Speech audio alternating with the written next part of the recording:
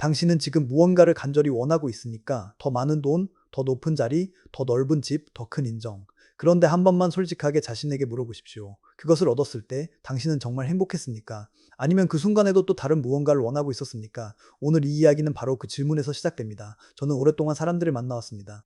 젊은이도 만났고, 나이든 어른도 만났습니다. 성공한 사람도 만났고, 실패한 사람도 만났습니다. 부유한 사람도 만났고, 가난한 사람도 만났습니다. 그리고 그 오랜 시간 동안 제가 발견한 것은 단 하나였습니다. 많이 가진 사람이 행복한 것이 아니라 욕심을 내려놓은 사람이 가장 오래 행복하다는 것입니다. 이것은 철학이 아닙니다. 이것은 100년의 삶이 직접 증명한 진실입니다. 우리는 태어날 때부터 아무것도 가지지 않고 태어납니다. 작은 두 손을 꼭 쥔 채로 그 손에는 아무것도 없습니다. 그런데 인간은 자라면서 점점 손을 더 꽉 쥐기 시작합니다. 더 많이, 더 빨리, 더 강하게. 손에 쥔 것이 많아질수록 손은 더 피로해지고 마음은 더 무거워지고 삶은 더 숨막히기 시작합니다. 그런데도 우리는 손을 펴지 못합니다. 왜냐하면 놓으면 잃는다고 생각하기 때문입니다.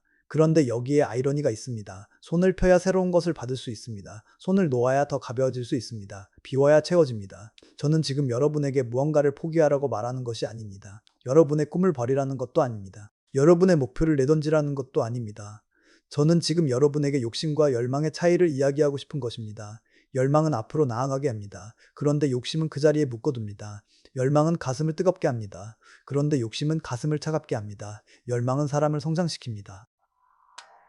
그런데 욕심은 사람을 황폐하게 만듭니다. 제가 젊었을 때 저도 많은 것을 원했습니다. 인정을 원했고, 성공을 원했고, 사람들의 칭찬을 원했습니다. 그 시절을 돌이켜보면 저는 항상 부족함 속에 살았습니다. 가진 것이 없어서가 아니었습니다. 더 가지고 싶다는 마음이 늘 제 안에 있었기 때문입니다. 그 마음은 결코 저를 만족시켜주지 않았습니다. 마치 밑 빠진 독에 물을 붓는 것처럼 아무리 채워도 항상 비어있는 느낌이었습니다. 그때는 그것이 왜 그런지 몰랐습니다. 하지만 시간이 지나고 나서야 알게 되었습니다. 욕심은 절대로 충족될 수 없다는 것을, 욕심은 채워질수록 더 커진다는 것을, 인간의 욕망에는 끝이 없습니다. 이것은 제가 처음 하는 말이 아닙니다. 수천 년 전부터 철학자들이, 종교인들이, 형인들이 모두 같은 말을 해왔습니다. 그런데 왜 우리는 여전히 같은 실수를 반복하고 있을까요? 왜 우리는 여전히 더 많이 가지면 행복해질 것이라고 믿고 있을까요? 그것은 우리가 살고 있는 세상이 끊임없이 그렇게 가르치기 때문입니다. 더 살아, 더 벌어라, 더 높이 올라가라, 더 빨리 달려라. 세상은 멈추면 뒤처진다고 말합니다. 쉬면 낙오된다고 말합니다. 비우면 가난해진다고 말합니다. 그런데 저는 감히 이렇게 묻고 싶습니다. 그렇게 달려온 사람들이 과연 행복합니까? 그렇게 더 많이 가진 사람들이 과연 더 오래 웃습니까? 제 경험으로는 그렇지 않은 경우가 훨씬 많았습니다. 오히려 가장 적게 가지고도 가장 환하게 웃는 사람들을 저는 많이 보았습니다. 가장 단순하게 살면서도 가장 깊이 행복한 사람들을 저는 만나왔습니다. 그들의 공통점이 무엇이었는지 아십니까? 그들은 욕심을 내려놓은 사람들이었습니다. 더 가지려는 마음 대신 지금 가진 것에 감사할 줄 아는 사람들이었습니다. 욕심과 행복은 반비례합니다. 이것은 수학 공식이 아닙니다. 이것은 삶의 법칙입니다. 욕심이 커질수록 행복은 멀어집니다. 욕심이 작아질수록 행복은 가까워집니다. 이것을 이해하는 데 저는 꽤 오랜 시간이 걸렸습니다. 그리고 이것을 진심으로 받아들이는 데는 그보다 더 오랜 시간이 걸렸습니다. 왜냐하면 이것은 머리로 아는 것과 가슴으로 느끼는 것이 전혀 다르기 때문입니다. 머리로는 욕심이 나쁘다는 것을 압니다. 그런데 가슴은 여전히 더 가지고 싶어 합니다.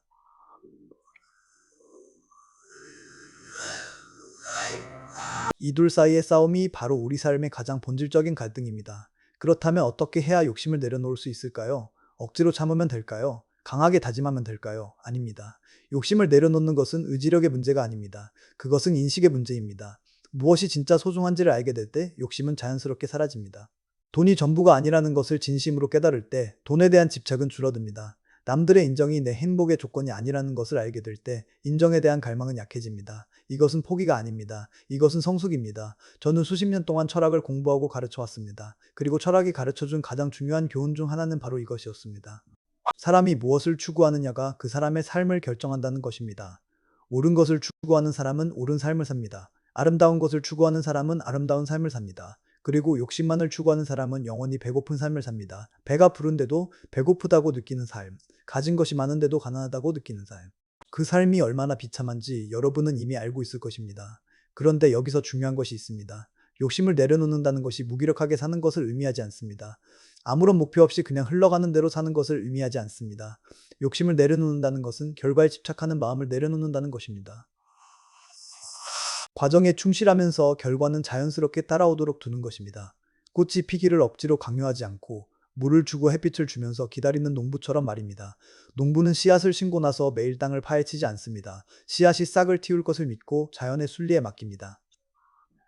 그것이 진정한 내려놓음입니다. 저는 살아오면서 많은 사람들이 욕심 때문에 스스로를 망치는 것을 보았습니다. 조금만 더 하다가 건강을 잃는 사람을 보았습니다. 조금만 더 하다가 가족을 잃는 사람을 보았습니다. 조금만 더 하다가 결국 자기 자신을 잃는 사람을 보았습니다. 그리고 그들이 뒤늦게 깨달았을 때 이미 너무 많은 것을 잃은 후였습니다. 그 후회가 얼마나 깊은 것인지 저는 그들의 눈에서 직접 보았습니다. 그 눈에는 슬픔과 후회와 허탈함이 동시에 담겨 있었습니다. 반면에 욕심을 일찍 내려놓은 사람들은 달랐습니다. 그들의 눈에는 고요함이 있었습니다. 그들의 삶에는 여유가 있었습니다. 많이 가지지 않았어도 그들은 충분히 가진 것처럼 살았습니다. 화려하지 않았어도 그들의 삶은 빛이 났습니다. 그 이유가 무엇이었을까요? 그것은 그들이 욕심이라는 무게를 내려놓음으로써 진짜 삶의 무게를 느낄 수 있게 되었기 때문입니다. 바람이 어떻게 부는지, 사람의 온기가 얼마나 따뜻한지, 작은 친절이 얼마나 큰 위로가 되는지를 느낄 수 있게 되었기 때문입니다. 욕심은 감각을 마비시킵니다. 욕심이 많을 때 우리는 정작 중요한 것들을 보지 못합니다. 아이가 웃는 얼굴, 아내의 따뜻한 손, 노을이 지는 하늘, 밥상 위에 놓인 따뜻한 국 한 그릇. 이 모든 것들이 욕심으로 가득 찬 눈에는 보이지 않습니다. 그것들이 얼마나 소중한지 욕심을 내려놓고 나서야 비로소 보이기 시작합니다. 그리고 그것들이 보이기 시작할 때 행복은 그 안에서 피어납니다. 멀리서 찾아오는 것이 아니라 이미 내 옆에 있던 것들 속에서 발견되는 것입니다. 오늘 여러분에게 드리고 싶은 첫 번째 이야기는 바로 이것입니다. 욕심과 행복은 함께 갈 수 없습니다. 하나를 선택해야 합니다. 더 많은 욕심을 선택할 것인지 아니면 더 깊은 행복을 선택할 것인지 그 선택은 오직 여러분에게 달려 있습니다. 그리고 저는 여러분이 이미 그 답을 알고 있다고 생각합니다. 다만 아직 그 선택을 실천하지 못하고 있을 뿐입니다. 오늘 이 이야기가 그 선택을 조금 더 쉽게 만들어주기를 바랍니다. 삶은 짧습니다. 아무리 오래 살아도 뒤를 돌아보면 순간이었습니다. 그 짧은 삶을 욕심을 채우는 데만 쓰기에는 너무 아깝습니다. 우리에게 주어진 이 소중한 시간을 진짜 행복을 위해 쓰시길 바랍니다. 욕심을 내려놓으십시오. 그러면 비로소 삶이 가벼워집니다. 그리고 가벼워진 삶 속에서 여러분은 오래도록 행복할 수 있습니다. 그것이 100년의 삶이 저에게 가르쳐준 첫 번째 진실입니다. 행복은 채우는 것이 아닙니다. 행복은 비우는 것입니다. 이 말을 처음 들었을 때 많은 사람들이 고개를 갸웃거립니다. 어떻게 비우는 것이 행복일 수 있느냐고, 비우면 아무것도 남지 않는 것 아니냐고. 하지만 저는 이렇게 묻고 싶습니다. 꽉 찬 컵에는 새로운 물을 담을 수 있습니까? 꽉 찬 방에는 새로운 가구를 들일 수 있습니까? 꽉 찬 마음에는 새로운 기쁨이 들어올 수 있습니까? 비워야 채울 수 있습니다. 이것은 자연의 이치입니다. 제가 젊은 시절 한 스승을 만난 적이 있습니다. 그분은 별로 가진 것이 없는 분이었습니다. 작은 방에 살았고 소박한 밥상을 차렸으며 화려한 옷을 입지 않았습니다. 그런데 그분과 함께 있으면 이상하게도 마음이 편해졌습니다. 그분의 얼굴에는 항상 평온함이 있었습니다. 어떤 어려운 상황에서도 그분은 흔들리지 않았습니다. 저는 그 비결이 무엇인지 물었습니다. 그분은 잠시 생각하시더니 이렇게 말씀하셨습니다.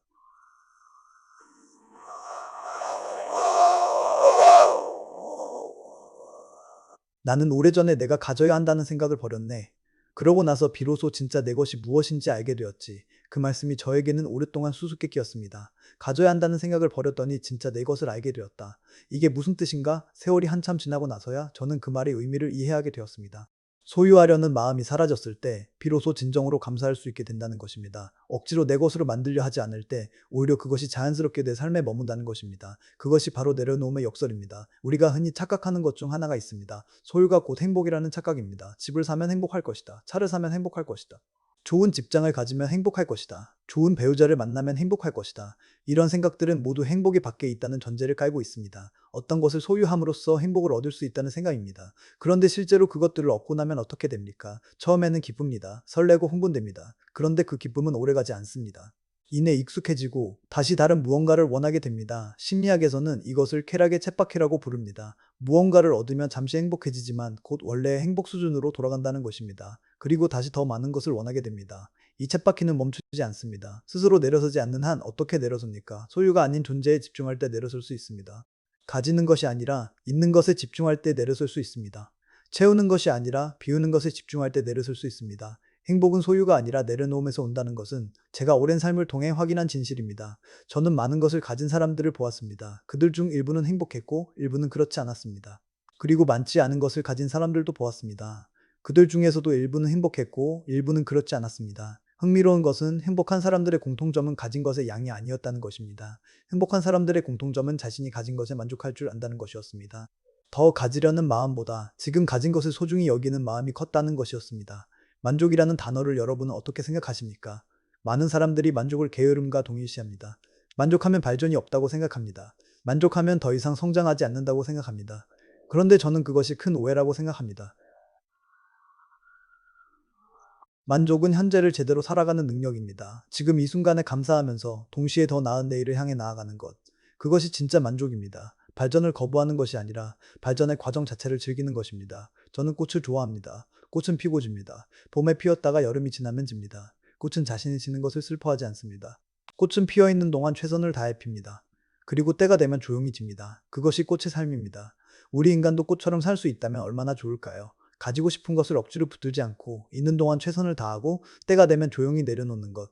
그것이 진정한 아름다움입니다. 그것이 진정한 행복입니다. 소유에 집착할 때 우리는 있는 것에 대한 두려움 속에서 삽니다. 잃을까봐 불안하고 빼앗길까봐 두렵고 줄어들까봐 걱정합니다.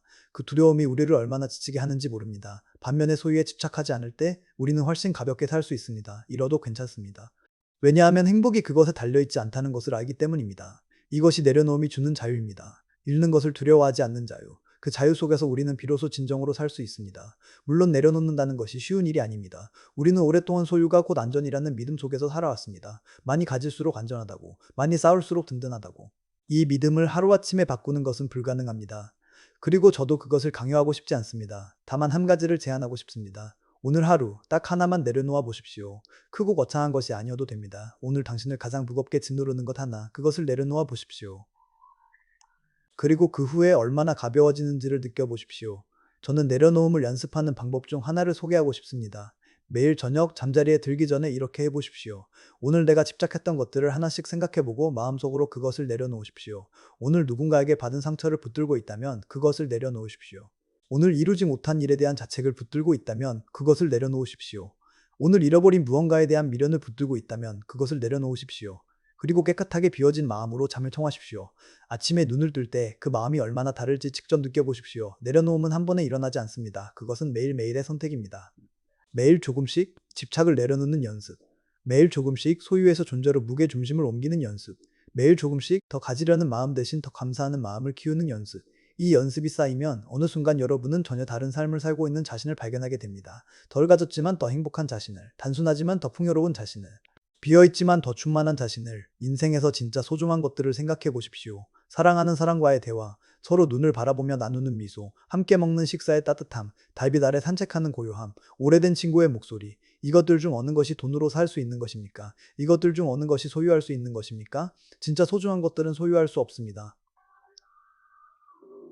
다만 경험할 수 있을 뿐입니다. 그리고 그 경험은 마음이 비워져 있을 때 더욱 깊고 풍요롭게 다가옵니다. 행복은 밖에서 찾는 것이 아닙니다. 행복은 안에서 피우는 것입니다. 그리고 그 행복의 씨앗은 내려놓음이라는 비옥한 토양 위에서만 꽃을 피웁니다. 소유라는 딱딱한 땅 위에서는 행복의 씨앗이 뿌리를 내리지 못합니다. 비워야 합니다. 내려놓아야 합니다. 그래야 진짜 행복이 자랄 수 있습니다. 이것이 제가 오랜 삶을 통해 깨달은 두 번째 진실입니다. 행복은 소유가 아니라 내려놓음에서 온다는 것입니다. 오늘 여러분이 가장 꽉 쥐고 있는 것이 무엇인지 한 번만 생각해 보십시오. 그리고 그것을 조금 느슨하게 쥐어 보십시오. 완전히 놓지 않아도 됩니다. 다만 조금만 더 가볍게, 조금만 더 여유롭게. 그 작은 변화가 여러분의 삶을 어떻게 바꾸는지를 직접 느껴보시길 바랍니다. 오래 산다는 것은 무엇입니까? 그것이 정말 축복입니까? 아니면 때로는 짐이 됩니까? 저는 이 질문을 오랫동안 제 자신에게 해왔습니다. 그리고 마침내 이런 결론에 도달했습니다. 오래 사는 것보다 오래 행복한 것이 진짜 삶이라는 것입니다. 숫자로 세는 나이가 아니라 행복으로 채워진 날들의 두께가 진짜 삶의 길이입니다. 우리는 장수를 원합니다. 오래 살고 싶습니다. 100살까지 살고 싶다고 말하는 사람들이 많습니다. 그런데 저는 그들에게 이렇게 묻고 싶습니다. 100살까지 살아서 무엇을 하고 싶으십니까?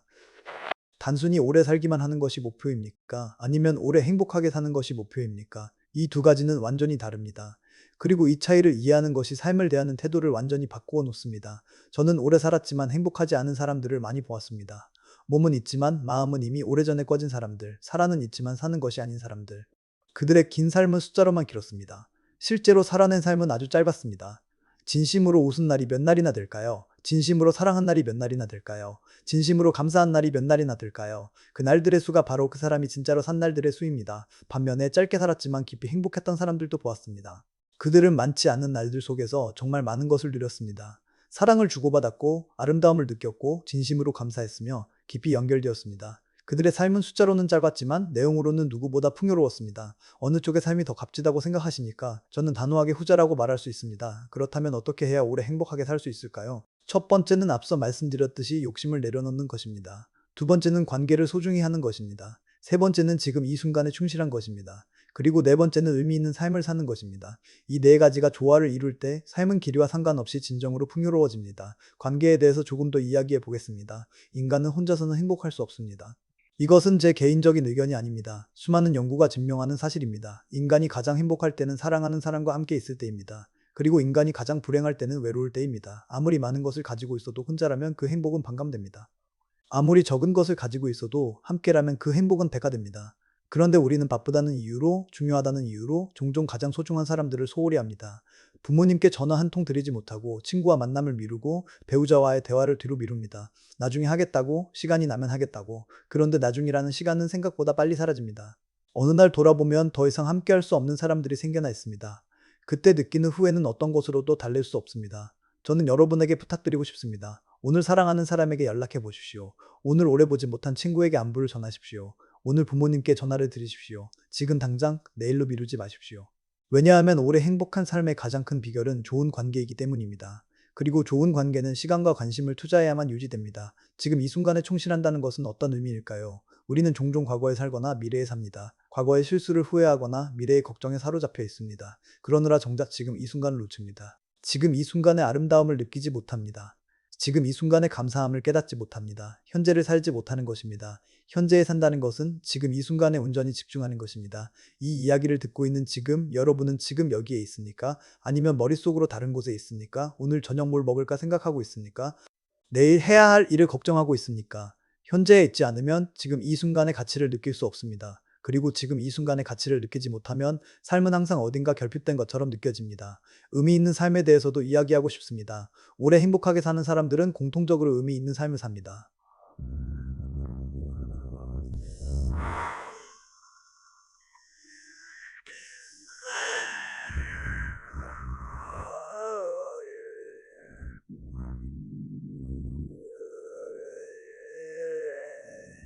내가 왜 이것을 하는지를 압니다. 내가 무엇을 위해 사는지를 압니다. 그 의미가 있을 때 어려움도 견딜 수 있고 실패도 버텨낼 수 있습니다. 의미는 삶의 연료입니다. 의미가 있으면 아무리 힘든 길도 걸어갈 수 있습니다. 의미가 없으면 아무리 쉬운 길도 걷기 싫어집니다. 저에게 의미는 무엇이었냐고 묻는다면 저는 가르침이라고 말하겠습니다. 사람들과 나누는 대화, 그 대화 속에서 누군가의 삶의 작은 빛이 되는 것. 그것이 저의 의미였습니다. 그 의미가 있었기에 저는 오랜 세월 동안 지치지 않고 걸어올 수 있었습니다. 여러분의 의미는 무엇입니까? 그것이 크고 거창할 필요는 없습니다. 다만 진심이어야 합니다. 진심으로 나를 움직이는 것이 있어야 합니다. 그것이 있으면 삶은 오래도록 빛을 잃지 않습니다. 오래 행복하게 산다는 것은 매일매일의 선택입니다. 행복을 선택하는 것입니다. 감사를 선택하는 것입니다. 사랑을 선택하는 것입니다. 현재를 선택하는 것입니다. 이 선택들이 쌓이면 어느 순간 여러분의 삶은 오래도록 행복한 삶이 되어 있을 것입니다. 뒤를 돌아봤을 때 나는 참 행복하게 살았구나 하고 느낄 수 있는 삶. 그것이 진짜 긴 삶입니다. 숫자가 아니라 감사로 가득한 기억들이 진짜 삶의 길이를 만듭니다. 오래 사는 것보다 오래 행복한 것이 진짜 삶입니다. 이 말을 오늘 가슴에 새기시길 바랍니다. 그리고 오늘부터 하루하루를 더 충실하게, 더 감사하게, 더 사랑스럽게 살아가시길 바랍니다. 왜냐하면 그 하루하루가 쌓여서 여러분의 진짜 삶을 만들기 때문입니다. 저는 100년 가까이 살았습니다. 이 긴 시간 동안 세상이 얼마나 많이 변했는지 모릅니다. 나라가 바뀌었고, 전쟁이 있었고, 경제가 성장했고, 기술이 발달했습니다. 제가 어린 시절에는 전기도 없던 마을이 지금은 스마트폰으로 세계와 연결됩니다. 그 변화의 속도가 얼마나 빠른지 때로는 현기증이 날 정도입니다. 그런데 이 모든 변화 속에서 변하지 않은 것이 하나 있습니다. 그것은 인간의 본질입니다. 인간이 행복을 원한다는 것, 사랑을 원한다는 것, 의미를 원한다는 것. 이것은 수천 년이 지나도 변하지 않습니다. 100년의 삶은 그 자체로 살아있는 철학입니다. 책에서 배운 것이 아닙니다. 강의실에서 들은 것이 아닙니다. 삶 자체가 가르쳐 준 것입니다. 기쁨도 배우고 슬픔도 배우고 성공도 배우고 실패도 배우고 사랑도 배우고 티산도 배우고 탄생도 배웠습니다. 이 모든 경험들이 쌓여서 하나의 철학이 되었습니다. 살아있는 철학, 몸으로 쓴 철학입니다. 철학이라는 것이 어렵고 딱딱한 것처럼 느껴질 수 있습니다. 하지만 진짜 철학은 살 수